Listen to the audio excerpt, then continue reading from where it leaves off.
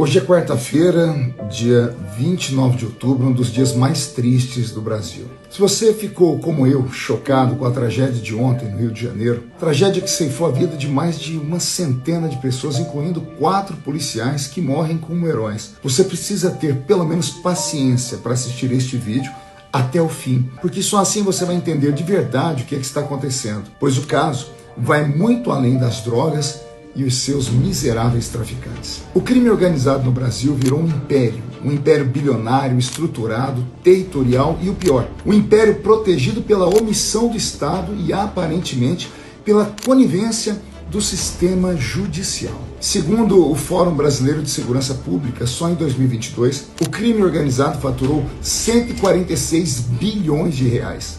Isso mesmo, 146 bilhões de reais em atividades ilegais. Isso é muito mais do que o orçamento de muitos ministérios da nação brasileira. Enquanto o governo aperta o trabalhador, criando novos impostos e penaliza quem produz, os criminosos controlam setores inteiros da economia brasileira, como bebidas, combustíveis, ouro, tabaco e cigarros. 56,9 bilhões só com bebidas é o que eles faturam. 61,4 bilhões com combustíveis e lubrificantes.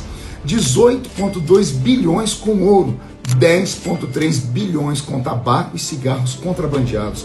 E agora, em alguns estados do Brasil, os traficantes estão expulsando pessoas das suas casas e assim realugando-as para isso arrecadar mais dinheiro para o crime organizado. E o governo federal, o governo de Lula, ele fecha os olhos, porque enfrentar o crime dá muito trabalho e preferem o discurso ao dever. Mas a Constituição Federal ela é muito clara, é dever do Estado garantir a segurança pública e a paz social. Está escrito isso no artigo 144 da nossa Constituição Federal. E o governo federal, ao permitir que o crime avance e que as facções dominem territórios, ele descumpre a Constituição Federal, prevaricando e assim trazendo violência maior sobre o cidadão brasileiro. A omissão virou cumplicidade e o resultado nós vimos ontem lá no Complexo do Alemão, no Rio de Janeiro.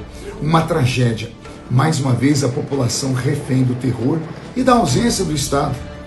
Moradores, trabalhadores, inocentes vivendo no meio de fogo cruzado e agora não apenas entre as guerras, mas a polícia teve que entrar e fazer o seu trabalho. Tudo isso tem nome: abandono institucional da federação. E parte dessa responsabilidade também está no Supremo Tribunal Federal. Desde 2020, a DPF 635, conhecida como a DPF das favelas, ela restringiu as operações policiais nas comunidades do Rio de Janeiro. A intenção era proteger vidas, mas o efeito foi exatamente o oposto. Sem a presença da polícia, o crime se fortaleceu. As facções se organizaram, as facções se armaram, as facções expandiram seus domínios e passaram a agir com total liberdade. Enquanto isso, o Estado recuava, o tráfico avançava.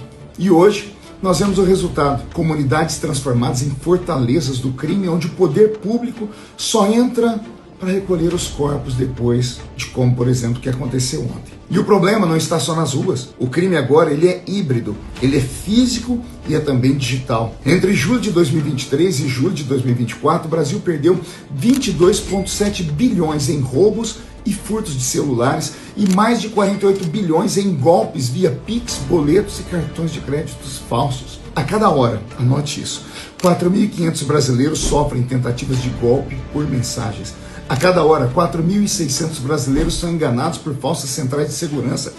A cada hora, 1.200 brasileiros caem em fraudes de investimento nas redes sociais. Enquanto isso, o governo fala em controle social da mídia, mas não consegue controlar nem o crime organizado, nem a própria fronteira do nosso país. Hoje, o crime se tornou mais poderoso porque o Estado se tornou mais fraco. E o Estado se tornou mais fraco porque o poder foi entregue à ideologia, à burocracia e ao medo de agir. Você ouviu o presidente falar aí que traficante é vítima dos usuários.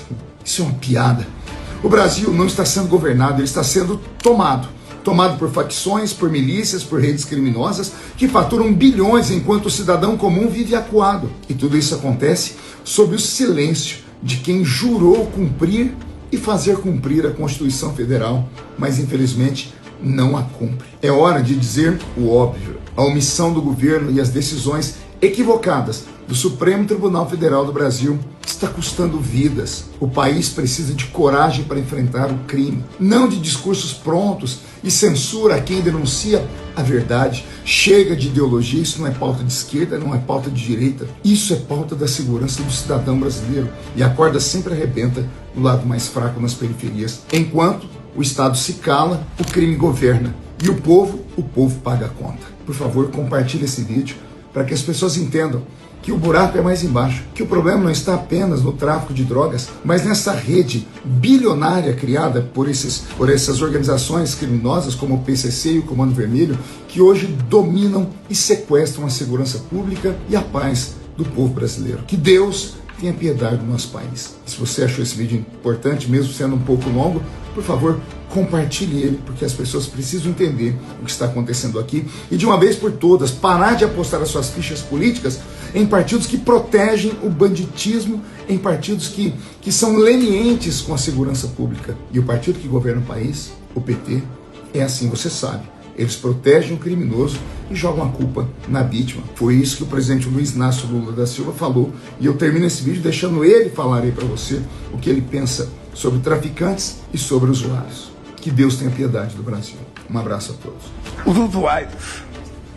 Os usuários são responsáveis pelos traficantes, que são, vítimas dos usuários também.